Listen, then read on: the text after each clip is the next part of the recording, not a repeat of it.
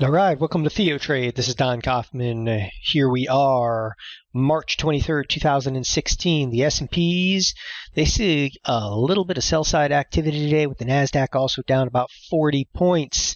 However, don't get too excited yet. I know for those of you that are bear, you're thinking, hey, this was our move. I mean, really, 14 points over here. That's all we can do to the sell side. I say don't get too excited because it was done on rather low contract side inside the S&P futures. And the S&P futures are a pretty good litmus test. Even if you don't trade them, they're a pretty good litmus test for the broader markets over here. But more interestingly, the Russell is what actually took the brunt of the hit today. And that's one of the areas of focus over here is, and let's look specific, not necessarily at the Russell futures, because not too many people trade in the Russell futures, but looking at the RUT itself. This is again a little bit more of a substantial move, almost a 2% decline inside of the Russell, which could be at the forefront of the move. Now, there's something to be learned from again trading in this range that we've been in, which I'm going to come back to here in just a moment. But first and foremost, I want to look at the sectors inside of the S&P 500. So what's strong, what's weak, and pretty much across the board, we have the vast amount of sectors down. The only thing up here is utilities and, of course, consumer staples. But if you look at the market cap, what actually drove markets today, and again, the S&P's being down 14 is negligible. It's all about the energy sector. Now, that brings up a couple of trades that we've got on and we've got running over here. One of those happens to be in none other than the energy sector. So we go look at the XLE. I've got a trade on here, and many of you here that do follow us at TheoTrade have this position with it. It is a bearish position with only 9 days left. Now, we're back in the wheelhouse of where we need to be on this XLE position. Preferably all the way down to like 59.5 is going to make it maybe worth our while, 59 possibly. So we came off quite nicely, though, inside of the XLE today. All right, another position here, and there's a reason I'm actually establishing a couple things about these positions is to make a point. EEM. Okay, happen to have, guess what, a bearish position inside of the EEM. Now, this one is, beyond in our wheelhouse. It still has about 23 days remaining to expiration. It's almost fully in the money. So this position is maturing very, very nicely for us. And yet another position I've got on in Facebook, I've got positions on an Apple. Okay, we actually pulled a position off an Amazon. So what I'm getting at with reconciling a number of positions, and, days like this, it's a good day. All right, listen, tomorrow it's Thursday, but it's an expiration Thursday, so it's a good time to kind of reconcile some of your positions. So not because we necessarily sold off, but recognize where your risk happens to be. And, lately I've had a number of emails and people are like, okay, so I've got a lot of positions on right now, and, some of them are working, some of them are not so working. So I always ask, are you positive theta? And what that basically means is all things being equal, are you collecting time and premium, okay, as obviously time goes on?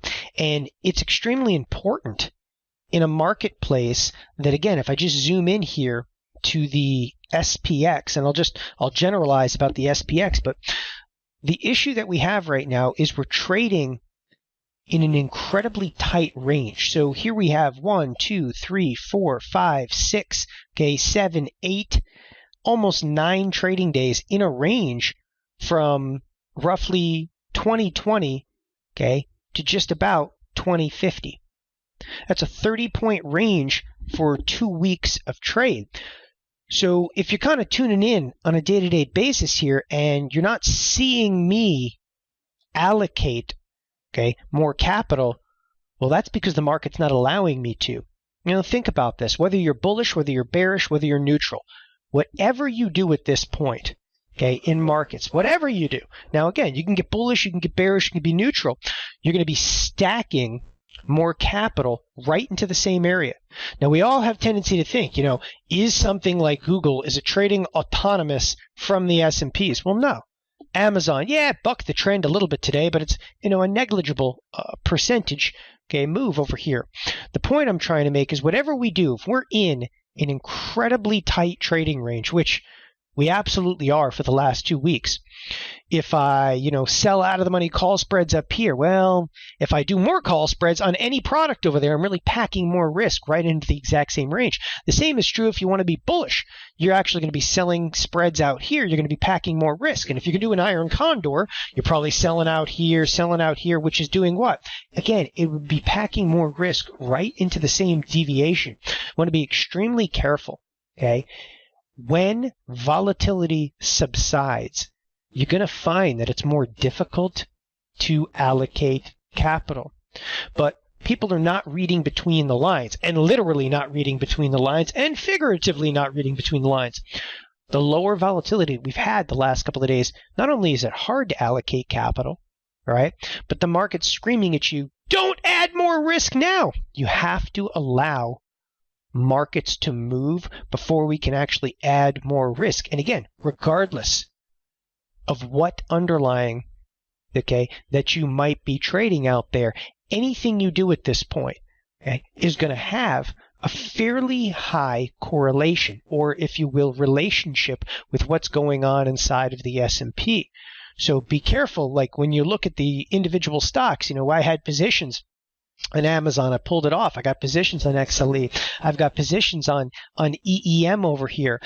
I've got more positions, Costco. I've got positions in Microsoft. I've got positions in the XLF. I've got positions, everywhere.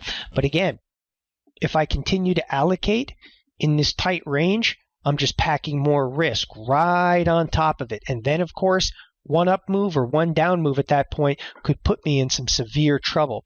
So I think today it's a prime time to discuss a little bit about capital allocation, with the fact that, we saw a sell side and a lot of, bears are out there as victory is mine, but the reality is with the sell side activity today, it's negligible.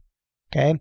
One last tidbit over here is inside of tomorrow morning. Okay, and throughout the course of tomorrow, which of course is the last trading day of the week, it's unusual. It's a Thursday expiration, but the bonds, okay, they've gotten bid up.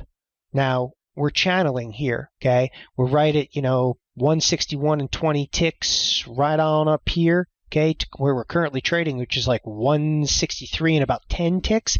It's a very, very tight channel. Will we break that channel tomorrow? You got to remember, there's a little bit of news out in the morning. There's not a huge amount of volatility being priced into the SPX over here, but bonds, that's where it's at. The bonds are driving a tremendous amount of the order flow inside of the S&P today. So stay tuned. I'll update you, of course, tomorrow. For those of you that are joining us here each and every day in the TheoTrade chat room, fantastic. If you're not, I will be updating you throughout the course of this weekend. Have a good trading day. Bye-bye.